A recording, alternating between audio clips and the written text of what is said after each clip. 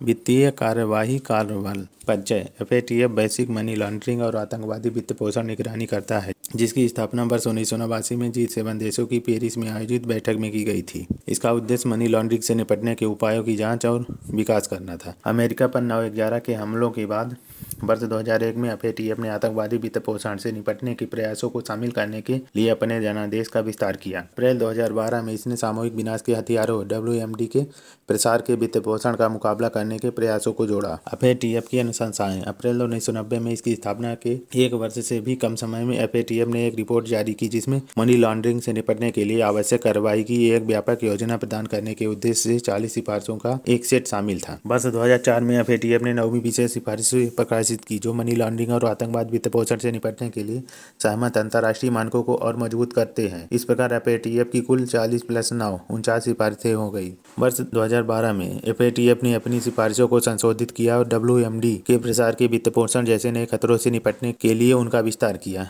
वर्ष 2012 में एफएटीएफ ने अपनी सिफारिशों को संशोधित किया और WMD के प्रसार के वित्त पोषण जैसे नए खतरों से निपटने के लिए उनका विस्तार किया। दुनिया भर के 200 से अधिक न्यायालय, 9 क्षेत्रीय निकायों और एफएटीएफ सदस्यता के वैश्विक नेटवर्क के माध्यम से एफएटीएफ सिफारिशों के लिए प्रतिबद्ध है। एफएटीएफ सत्र अधिवेशन, एफएटीएफ प्लेनरी एफएटीएफ की निर्णय लेने वाली संस्था है। प्रतिवर्ष 3 बार इसके सत्र का आयोजन किया जाता है। एफएटीएफ के सदस्य और पर्यवेक्षक सदस्य 37 सदस्य देश और 2 क्षेत्रीय संगठन यानी खाड़ी सहयोग परिषद और यूरोपियन संघ है। एफएटीएफ के सदस्य देशों में शामिल है Argentina, Australia, Austria, Belgium, Brazil, Canada, चीन, Denmark, Finland, France, Germany, Greece, Hong Kong, चीन, Iceland, Bharat, Ireland, Israel, Italy, Japan, Korea गणराज्य, Luxembourg, Malaysia, Mexico, Netherland, New Zealand, Norway, पुर्तगाल, रूस, सऊदी अरब, सिंगापुर, दक्षिण अफ्रीका, स्पेन, स्वीडन, स्विट्जरलैंड, तुर्की, यूके और यूएस। भारत और एफएटीएफ। भारत वर्ष 2006 में पर्यवेक्षक देशों की सूची में शामिल हुआ और वर्ष 2010 में एफएटीएफ का पूर्ण सदस्य बन गया। भारत एफएटीएफ के क्षेत्रीय साझेदारों एशिया पैसिफिक ग्रुप APG और यूरोपियन ग्रुप EAG का भी सदस्य है। पर्यवेक्षक।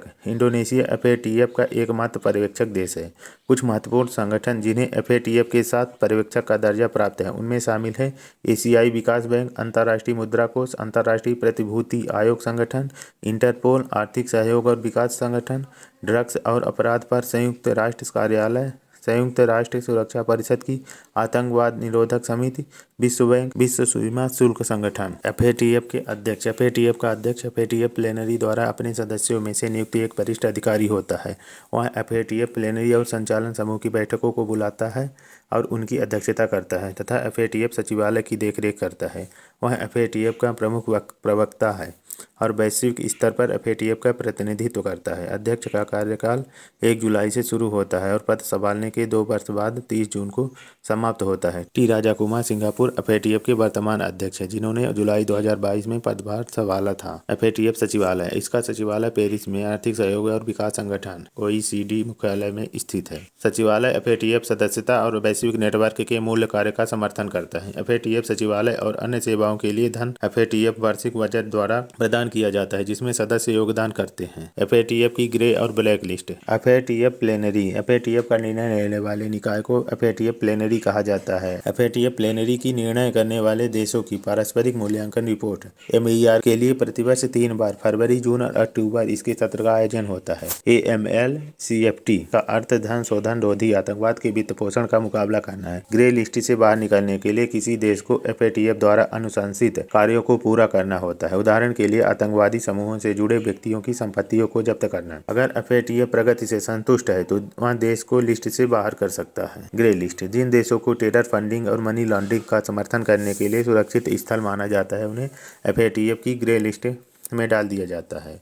यह उस देश के लिए एक चेतावनी के रूप में कार्य करता है कि उसे ब्लैक लिस्ट में शामिल किया जा सकता है। Black list. ब्लैक लिस्ट में उन असहयोगी देशों को या क्षेत्रों को शामिल किया जाता है जो आतंकी फंडिंग और मनी लॉन्ड्रिंग गतिविधियों का समर्थन करती है। अभी तक ईरान, उत्तर कोरिया और म्यांमार 3 देश ब्लैक लिस्टेड हैं। वर्ष 2021 में म्यांमार में तख्ता पलट के बाद सैन्य नेतृत्व की कार्यवाहियों के कारण उसे इस सूची में शामिल किया गया है। एफएटीएफ सूची में सूचीबद्ध होने का परिणाम। FATF, IMF, world bank, ADB के संबंध वित्तीय संस्थानों से आर्थिक प्रतिबंध, वित्तीय संस्थानों और देशों से ऋण प्राप्त करने में समस्या, अंतर्राष्ट्रीय व्यापार में कमी, अंतर्राष्ट्रीय बहिष्कार, भारत पाकिस्तान और एफएटीएफ ग्रे लिस्टिंग। हाल ही में एफएटीएफ ने पाकिस्तान की महत्वपूर्ण प्रगति की सराहना करते हुए पाकिस्तान को ग्रे लिस्ट से हटा दिया है। पाकिस्तान को 4 साल के बाद सूची से हटाया गया है। पाकिस्तान को पहली बार वर्ष 2008 में सूची में शामिल किया गया था। वर्ष 2009 में इस सूची से हटा दिया गया और वर्ष 2018 में फिर से सूची में शामिल करने से पहले यह वर्ष 2012 से वर्ष 2015 तक पुनः निगरानी के अधीन रहा। भारत ने पाकिस्तान को सूची से हटाने के निर्णय पर सहमति व्यक्त की, क्योंकि बाद में उसने नामित आतंकवादियों के खिलाफ अपनी कार्रवाई के दस्तावेजी साक्ष्य प्रस्तुत किए थे। ग्रे लिस्ट से निकाले जाने के परिणामस्वरूप अंतर्राष्ट्रीय समुदाय ने आतंकवाद के प्रयोजन के संबंध में पाकिस्तान को क्लीन बिल ऑफ हेल्थ के रूप में स्वीकार किया है, जिससे पाकिस्तान की प्रतिष्ठा को मजबूती मिलेगी। एफएटीएफ से जुड़े मुद्दे। सदस्य राज्यों में एफएटीएफ कोड को अपनाने और लागू करने से जुड़ी चुनौतियों में शामिल है घरेलू समन्वय में कठिनाई, देशों की क्षमता की कमी, अपर्याप्त परिचालन संसाधन, एफएटीएफ मानकों के कार्यान्वयन में जटिलताएं। एएमएल या सीएफटी के लिए नई प्रौद्योगिकियों के कार्यान्वयन से जुड़ी चुनौतियों में शामिल है MLNTF, money laundering and terror funding, खतरों और जोखिमों की कम समझ। एमएलएनटीएफ जोखिमों को पर्याप्त रूप से पहचानने, मूल्यांकन करने और कम करने में असमर्थता।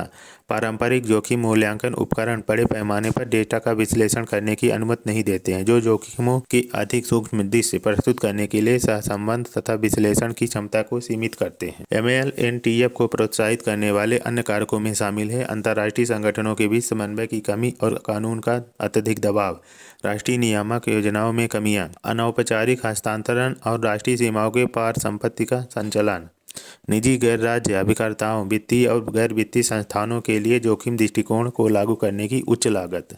एफएटीएफ का सुदृढ़ीकरण। जोखिम आकलन। जोखिम आधारित दृष्टिकोण एक प्रभावी एएमएल या सीएफटी प्रणाली की आधारशिला होनी चाहिए, जो जोखिमों को सही ढंग से प्रबंधित करने के लिए आवश्यक है। जोखिमों से संबंधित सुदृढ़ ज्ञान और जागरूकता को अनुपातिक रूप से जोखिमों को कम करने व संबोधित करने की क्षमता की अनुमति देता है। एफएटीएफ मानकों के प्रभावी कार्यान्वयन के लिए महत्वपूर्ण है डेटा साझाकरण। डेटा एकत्र करने और संसाधित करने के साथ साथ इसे हितधारकों के बीच साझा करने की एक बड़ी क्षमता एमएलएनटीएफ का मुकाबला करने में महत्वपूर्ण लाभ प्रदान कर सकती है। आधुनिक प्रौद्योगिकी का अनुप्रयोग। मशीन लर्निंग और अन्य आर्टिफिशियल इंटेलिजेंस आधारित टूल का अनुप्रयोग जो वास्तविक समय पर त्वरित और अधिक सटीक डेटा विश्लेषण की अनुमति देता है, उपयुक्त मुद्दे का समाधान प्रदान कर सकता है। वित्तीय अपराधों को रोकने के लिए की गई अन्य पहल। Money laundering. वैश्विक वियना कन्वेंशन 1988। इस कन्वेंशन में ड्रग तस्करी से प्राप्त धन की वैधता के अपराधीकरण के लिए सदस्य राज्यों को बाध्य करके मनी लॉन्ड्रिंग से निपटने के प्रयासों के लिए आधार तैयार किया गया था। यह नशीली दवाओं की तस्करी से धन शोधन के अपराध हस्ताक्षरकर्ता राज्यों के लिए एक दायित्व बनाता है। भारत इस कन्वेंशन का एक हस्ताक्षरकर्ता है। G10 की बेसल समिति के सिद्धांत। इसमें सिद्धांतों का विवरण जारी किया गया है और इसके सदस्य देशों के अंतर्राष्ट्रीय बैंकों से इसके अनुपालन की अपेक्षा की जाती है। भारत आरबीआई के साथ अपने संस्थागत प्रतिनिधि के रूप में बेसल समिति का सदस्य है। IOSCO अपने सदस्यों को प्रतिभूतियों और वायदा बाजारों में मनी लॉन्ड्रिंग से निपटने हेतु तो आवश्यक कदम उठाने के लिए प्रोत्साहित करता है।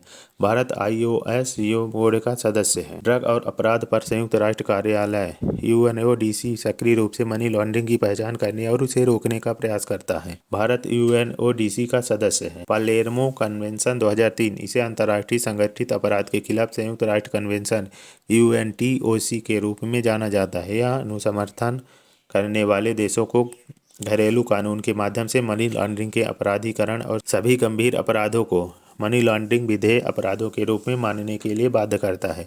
मनी लॉन्ड्रिंग के सभी रूपों को रोकने और पता लगाने के लिए नियामक शासन स्थापित करता है। भारत वर्ष 2002 में UNTOC में शामिल हुआ था और वर्ष 2011 में इसकी पुष्टि की थी। Money laundering. भारत धन शोधन निवारण अधिनियम 2002 PMLA धन शोधन से निपटने के लिए भारत द्वारा स्थापित कानूनी ढांचे का मूल रूप है। इसमें आखिरी बार वर्ष 2012 में संशोधन किया गया था। वित्तीय खुफिया इकाई। भारत स्वतंत्र निकाय वित्त मंत्री की अध्यक्षता वाली आर्थिक खुफिया परिषद EIC को सीधे रिपोर्ट करता है।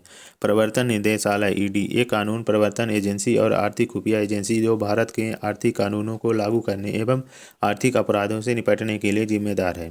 ED के मुख्य कार्यों में से एक मनी लॉन्ड्रिंग के अपराधों की जांच करना है। टेरर फंडिंग वैश्विक IMF इसने अपने 189 सदस्य देशों पर आतंकवादी वित्त पोषण को रोकने के लिए अंतर्राष्ट्रीय मानकों का पालन करने हेतु दबाव डाला है। अंतर्राष्ट्रीय आतंकवाद पर व्यापक समझौता CCIT इसके प्रमुख उद्देश्यों में आतंकवाद की सार्वभौमिक परिभाषा को UNGA की सभी सदस्य देशों द्वारा अपने आपराधिक कानूनों में अपनाया जाना, सभी आतंकी संगठनों को प्रतिबंधित करना, विशेष कानूनों के तहत सभी आतंकवादियों पर मुकदमे चलाना, वैश्विक स्तर पर सीमा पार आतंकवाद को प्रत्यार्पण योग्य अपराध घोषित करना शामिल था। भारत द्वारा वर्ष 1996 में CCIT का प्रस्ताव रखा गया था। अंतर्राष्ट्रीय आतंकवाद विरोधी सम्मेलन 2022 इसका आयोजन वैश्विक आतंकवाद विरोधी परिषद global counter terrorism council GCTC द्वारा किया गया था। भारत गैर कानूनी गतिविधियों रोकथाम संशोधन अधिनियम भारत में लागू एक महत्वपूर्ण आतंकवाद विरोधी कानून है। आतंकवाद विरोधी मुद्दे पर भारत के आर्थिक संकल्प को संयुक्त राष्ट्र महासभा UNGA की पहली समिति में सर्वसम्मति से अपनाया गया था।